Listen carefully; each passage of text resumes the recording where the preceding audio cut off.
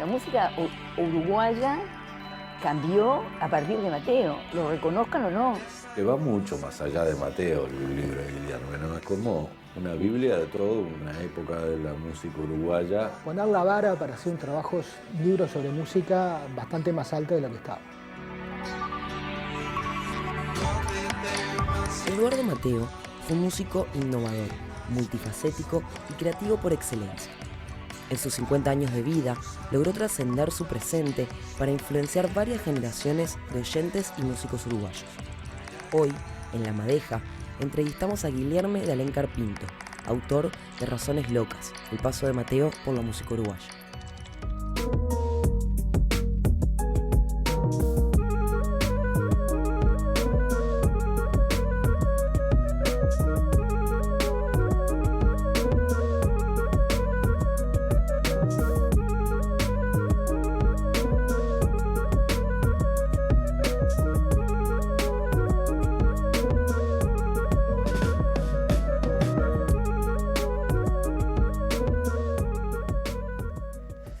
Bueno, Guillermo, muchas gracias por venir. Es un placer que estés acá con nosotros. Un placer mío también. Bueno, Guillermo, teniendo en cuenta la riqueza y la variedad musical que hay en tu país, en Brasil, ¿por qué te interesaste o cómo te interesaste por la música popular uruguaya? Bueno, justamente el momento en que me interesé fue un momento en que la música brasileña, para mi gusto, estaba entrando en un momento en que varias de las cosas que me interesaban estaban dejando de tener vigencia. Estamos hablando de la primera mitad de la década del 80, que de alguna manera fue un momento como de normalización de la música de Brasil. Todas esas tendencias que me interesaban tanto de vanguardia, de un camino más experimental, de una cosa más fuera de lo común, dieron lugar a eso que fue predominante en la década del 80 en todos lados, de una música con un sonido más internacional, ese empeño de sonar bien, entre comillas, entendiendo por eso sonar como más estándar y todo eso. Y frente a eso, de repente, justo en ese momento, en el 80, 81, escuché por primera vez cosas de música uruguaya que venían en el camino exactamente opuesto. Es decir, el Uruguay, por circunstancias de la dictadura, de lo que había pasado con el canto popular o por cosas muy específicas que había en Montevideo, había como toda una movida de una música muy jugada, muy buscada, de mucha creatividad y por un camino además completamente opuesto a ese sonar estandarizado. Gente como Leo Maslía, como los que iban cantando, como Rubén Olivera, como Jaime Ross, y todo eso, yo durante esos años era al revés. Yo veía al Uruguay como una especie de isla donde había un montón de cosas que en Brasil sentía que se estaban perdiendo. El primer disco de Mateo que escuchaste fue este, ¿no? Cuerpo y Alma. Fue ¿cierto? el primero. ¿Te acuerdas de ese momento? ¿Cómo es que llega esto a vos? Bueno, me acuerdo perfectamente. Yo había conocido en un curso a inicios del año 1984 a Mariana Ingold y nos hicimos amigos y bueno, yo en realidad era una especie de método de descargue de mi parte. Propuse a ella un intercambio, que cualquier uruguayo que viniera acá ya me mandaba un disco uruguayo y cualquier brasileño que fuera para allá o por el mismo uruguayo que había venido le mandaba un disco brasileño. Ella además era fanática de la música de Brasil y de esa manera, bueno, venía un disco y cartita y todo eso. Y yo de paso enriquecí enormemente mi discoteca. Y ese fue uno de los primeros que ella me mandó. Y fue el primero de los que ella me mandó que era de un músico que yo no conociera previamente.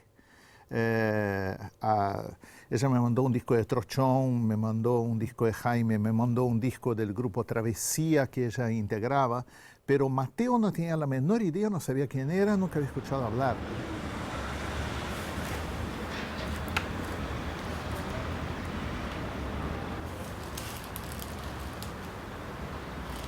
Y entonces para mí fue como una novedad, un poco en un primer momento una decepción, porque, bueno, yo quiero aquellos, no quería otro.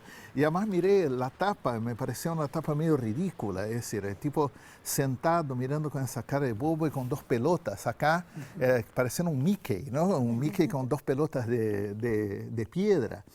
Pero en cuanto puse el disco, bueno, no es que lo haya asimilado así de primera, pero claramente no me decepcioné. Es decir, no era exactamente aquel tipo de cosas que yo venía curtiendo,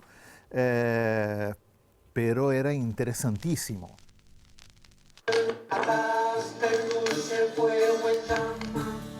Llama al alma y canta. Me caía con una enorme familiaridad. Entre otras cosas, lo supe después por toda la influencia que Mateo tiene de la canción brasileña y en ese disco en particular una influencia muy grande de Milton Nascimento, que era así uno de mis músicos brasileños preferidos. Entonces, bueno, lo escuché muchas veces y cuanto más lo escuchaba, más iba descubriendo.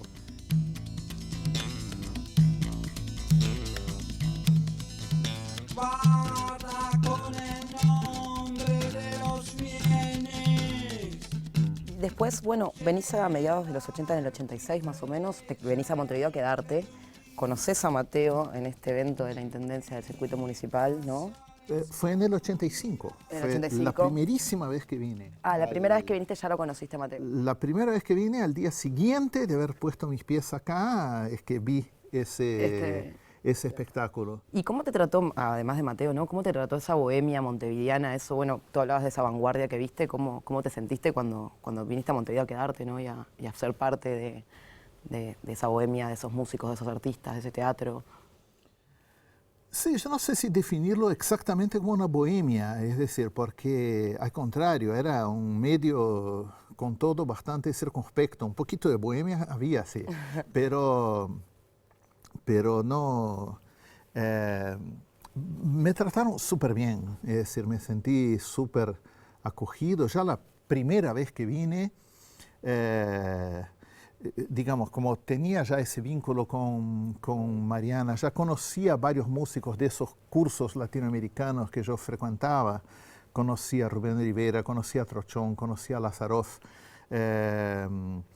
Entonces, a través de ellos, a quienes conocía, conocí muy rápidamente a otras personas y nada, como que me movía en medio de esa gente. Era como una cosa súper novedosa, porque uno no llega a Río de Janeiro y al día siguiente está conociendo a Caetano Veloso, claro, o a Gilberto Gil o a Chico Buarque, ¿no?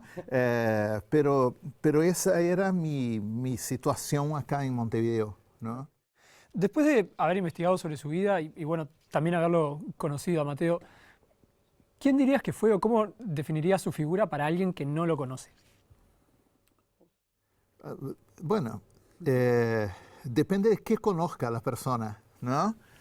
Por ejemplo, si fuera para un brasileño, yo diría que él fue lo más parecido que hubo acá al tropicalismo en Brasil.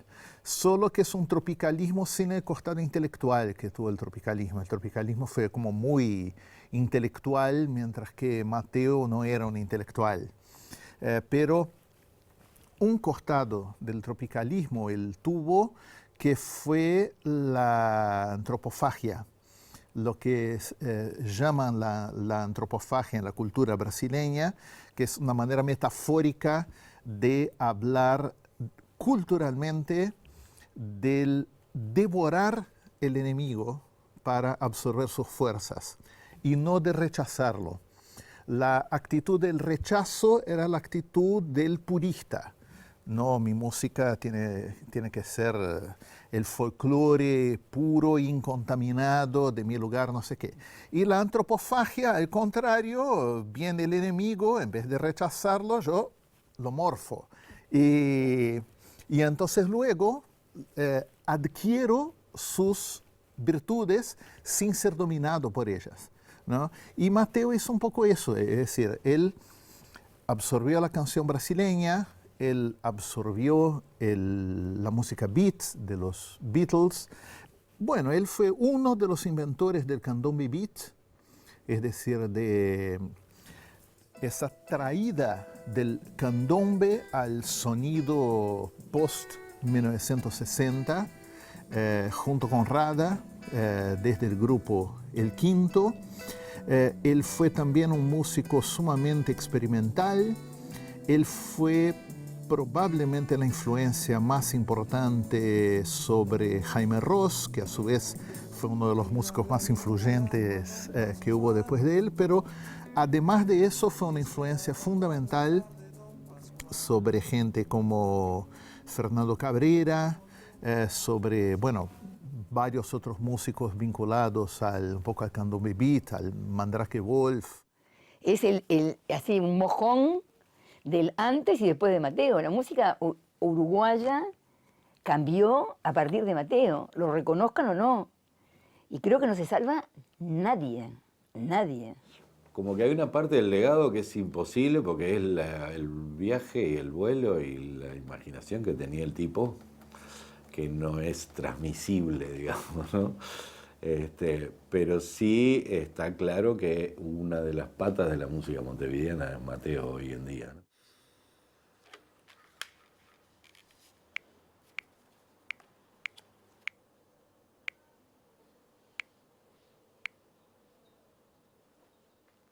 Un, dos, tres, cuatro.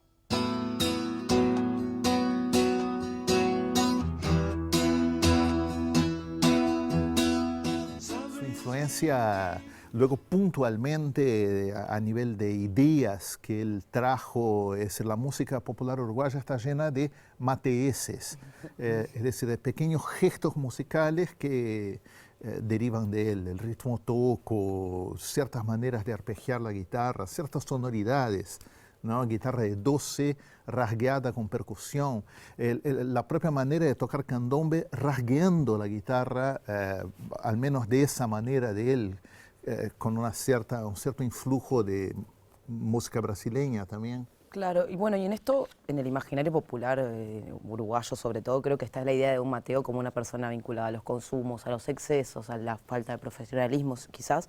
Sin embargo, en la biografía, en el libro, tú manejás otras nociones también de su carrera, de sus comienzos como músico profesional, su detallismo al momento de hacer música. ¿Cómo conviven estos dos Mateos o vos qué entendés de estas dos personalidades, por así decirlo, que el libro busca un poco también plasmar, ¿no?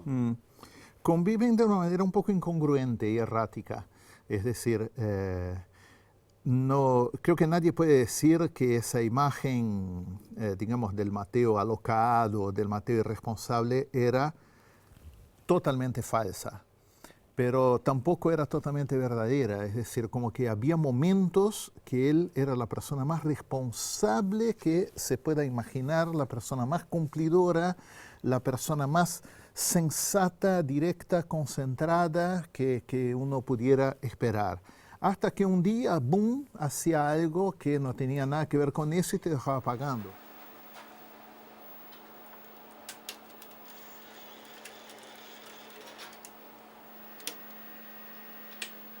Si él no tuviera ese costado sistemático, él simplemente no hubiera podido dejar el cuerpo de obra que dejó.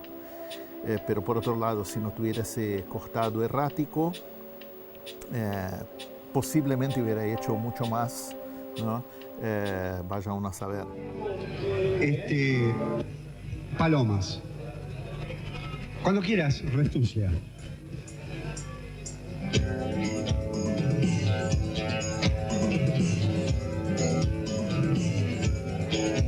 Si palomas al viento se llaman señora, serían Bueno, yo creo que el Uruguay es un país conservador, pacato, hasta el día de hoy, pacato y de rápido prejuicio y de encasillar a la gente e incluso estigmatizarla. Mateo tenía algunas virtudes que le iban en contra. Mateo era un gran vanguardista, y los vanguardistas no se los entiende. La prueba está que a Mateo musicalmente se lo entendió 20 años después. Yo le admiro muchísimo esa parte de él, de la valentía de defender su música en los momentos más jodidos y de nunca decir, voy a hacer esto a ver si me va mejor, ¿no? Él era auténtico con lo que hacía y eso creo que es de las cosas más valiosas que puede dejar un ser humano, ¿no? Yendo un poco hacia los libros y hacia la investigación, ¿en qué momento te planteás vos escribir la biografía de Mateo? El día que Mateo murió, es decir, saliendo del entierro de Mateo, me vino la idea de que yo tenía que escribir ese libro. Fue con una especie de sentido de, por un lado, un sentido de obligación, porque yo sentía que yo era la persona que estaba en la posición de hacer eso. Que había mucha gente que sabía de Mateo, pero esas personas que sabían de Mateo no tenían vocación de investigar, y yo tenía vocación de investigar. Por otro lado, tenía muchas ganas, un poco como una manera de procesar el duelo, la tristeza de que él ya no estuviera, ¿no? Y de alguna manera fue como luchar un poquito contra la muerte, es decir, desde mi punto de vista, ¿no? Y de hecho, claro, a partir de ahí empezó un periodo de 4 años en que estuve zambullido en Mateo a todo lo que daba y era increíble. Yo escuchaba entrevistas, escuchaba su voz, leía entrevistas a él escritas, escuchaba grabaciones de él y en definitiva era realmente como si él estuviera más acá que lo que estaba cuando estaba vivo. Yo nunca conviví con él tanto como durante esos 4 años. ¿Y desde qué enfoque, cuando iniciaste más que nada, porque bueno, después el libro es como súper completo y te toca varias aristas, ¿no? Pero ¿desde qué enfoque empezaste la investigación? ¿Pensaste en una biografía personal de su vida, en algo más técnico? Mira, no lo pensé tanto. Cuando hablan así de investigación, por ejemplo, siempre preguntan la metodología. Nunca tengo la menor idea de la metodología. Es decir, yo me meto y voy haciendo y voy dejando que la cosa vaya ganando su forma. Hay una cuestión de escala que era difícil, ¿no? Porque significó hablar con mucha gente, cotejar muchas versiones y a veces de las mismas cosas, como una línea de vida de Mateo en donde había de repente huecos y ver, bueno, ¿quién puede saber qué pasó este año? Cuando se fue a vivir a una chacra con fulano, a ver si aparece, ¿no? ¿Quién lo conoce a este? ¿Dónde está? Eso llevó tiempo.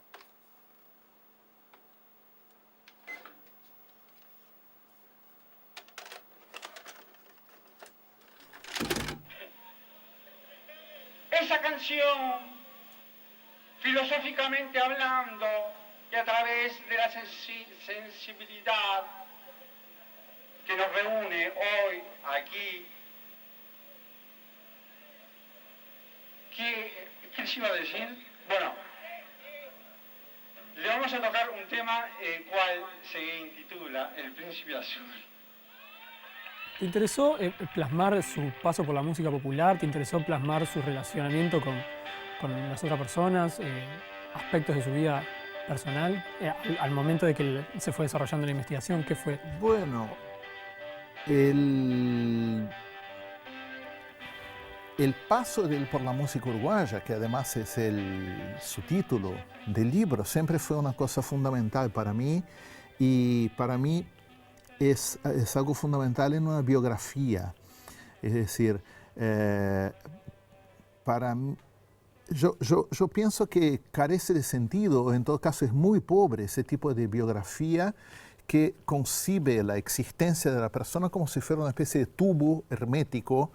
Hizo algo, luego hizo algo, luego hizo algo, luego hizo algo, luego hizo algo. Porque todo eso es tan pobre de sentido si uno no contempla lo que hay de transversal con respecto a eso, que es lo que hay en el contexto, es decir, en qué momento eso está actuando, cuáles son los influjos, cuál es el contexto, cuál es el significado cultural que cada cosa que esa persona hace tiene en cada momento, que además no son todos iguales, ¿no? Entonces, bueno, para mí siempre fue fundamental ponerlo en contexto. Me parece que simplemente su vida la vida de alguien es muy pobre sin contemplar el... Pero ya mencionabas la exhaustividad de esta investigación, ¿no? Realizaste más de 150 entrevistas y además, bueno, revisaste un gran corpus de prensa en el momento. ¿Cuáles dirías que fueron las principales dificultades en el proceso? Las personas que me fue más difícil dar con ellas y que fueron personas importantísimas, una fue Nancy Charquero, que era la novia. Yo ni siquiera sabía el apellido cuando empecé a hacer el libro y tardé muchísimo en encontrar a alguien que supiera decirme su apellido y a partir de ahí buscarla, y fue algo que realmente cambió muchísimo algunas perspectivas, ¿no? Bueno, hubo otras personas también que fue difícil encontrar con ellas, y luego algunos pequeños momentos, sobre todo fuera de Uruguay. Mateo hizo un viaje a Brasil en el año 75, pero lo único que sé de ese viaje fue lo que el propio Mateo me había contado, que era como muy fragmentario, pero nunca supe demasiado sobre eso. Y también sobre su etapa en Argentina a fines de los años 60, que él estuvo un buen periodo allá, ¿no? Pero bueno, fueron hay baches, momentos así que quedaron agujeros que, bueno, logré subsanar, pero quizá no con el mismo detalle que otros momentos en los que sí tenía testigos. Bueno, fue un proceso largo, además se dio de una manera muy peculiar, porque yo trabajaba en el Centro Uruguay Independiente cuando Guilherme se decidió a empezar a trabajar en el libro. Él no tenía computadora para trabajar. En esa época era un bien caro para tener uno en la casa. Y bueno, allí donde yo trabajaba había computadoras, y él empezó a venir a usar las máquinas de noche. De noche yo trabajaba normalmente de noche. Entonces estaba con él, nos íbamos bastante tarde, salíamos a cenar en algún momento, hablábamos mucho del libro y de otras cosas, escuchábamos música que iba saliendo, yo qué sé. Bien, hoy hablaste de Jaime y como la referencia que era Mateo para Jaime, y justamente la contratapa del libro está escrita por Jaime, y él en un momento, por ejemplo, dice que la biografía que tú lograste es a su modesto entender, dice un acto de justicia, sólido monumento, prodigio del montaje testimonial, pero también hay otras voces que dicen que el libro es una idealización de Mateo, que es como una oda a Mateo. ¿Cómo fue recibido el libro cuando lo sacaste? O sea, en general fue súper bien recibido. O sea, no sé, la gente me paraba por la calle, me abrazaba, el libro vendió bien y todo eso. Hubo algunas reacciones negativas, ¿no? Me acuerdo que en Brecha, justamente el semanario donde yo escribía, salió una crítica muy negativa sobre el libro. Bueno, Coriuna Jaronian me hizo la guerra con respecto al libro. También hubo reacciones de personas que se sintieron un poco injusticiadas o maltratadas en el texto del libro. y bueno, se enojaron con eso. Y bueno, es decir, numéricamente fue poco, pero bueno, normalmente esas cosas uno magnifica y le da importancia y se amarga, ¿no? Tenemos los discos de platino y oro de Mateo. Justamente hablabas recién de que hay como una explosión y que la llegada de la música de Mateo a otras generaciones también, incluso a otro momento, ha sido masiva en el último tiempo, digamos. ¿Cuánto crees o cómo crees que el libro afecta o ayuda en esto, en el redescubrimiento de la obra de Mateo? Mientras yo estaba escribiendo el libro, como dije, fue un proceso de 4 años. Empecé en 1990, cuando murió Mateo, y lo terminé en 1994, cuando el libro se publicó. Durante ese ínterin era clarísimo cómo había un burbujeo alrededor que fue creciendo solo antes de que el libro existiera. Y posiblemente siguiera creciendo también aunque el libro no estuviera. Entonces, cuando el libro apareció, yo creo que él simplemente potenció una tendencia que ya existía. O sea, el lanzamiento del libro se llenó de gente. Y se llenó de gente que estaba interesada no en el libro en sí, sino en un libro sobre Mateo a priori, ¿no? Y eso fue porque realmente la muerte de Mateo ayudó a, como generó esa conciencia, ¿no? Fue como los maestros zen, ¿no? Así un cachetazo y pegó un sacudón en la sociedad que generó una conciencia de lo que se había perdido, del valor de Mateo. Hubo mucha gente haciendo espectáculos de Mateo y todo eso. Es decir, yo creo que el libro sin duda ayudó y potenció esa tendencia, pero la tendencia existió sin el libro. Después publicaste 3 ampliaciones con correcciones, con entrevistas nuevas, además hiciste la compilación de fonogramas inéditos. ¿Se puede decir que esta investigación continúa hasta el día de hoy? Sí, sí. En buena medida eso es la culpa por la cual la quinta edición esté demorando tanto. Es decir, yo en verdad no sé si hice bien. O sea, yo no sé si no hubiera debido dejar el libro como estaba, pero agarré un poco la onda de corregir y actualizar con informaciones nuevas cada una de las ediciones que aparecieron, y ahora siento que para la próxima edición tendría que hacer lo mismo. El asunto es que justamente desde el 2015 para acá hubo una proliferación absolutamente gigantesca de bibliografía que tendría que procesar. O sea, de pronto nada de eso va a implicar así cambios radicales en el libro. Tampoco tiene sentido hacer cambios radicales, sino deja de ser el libro. Bien, perfecto.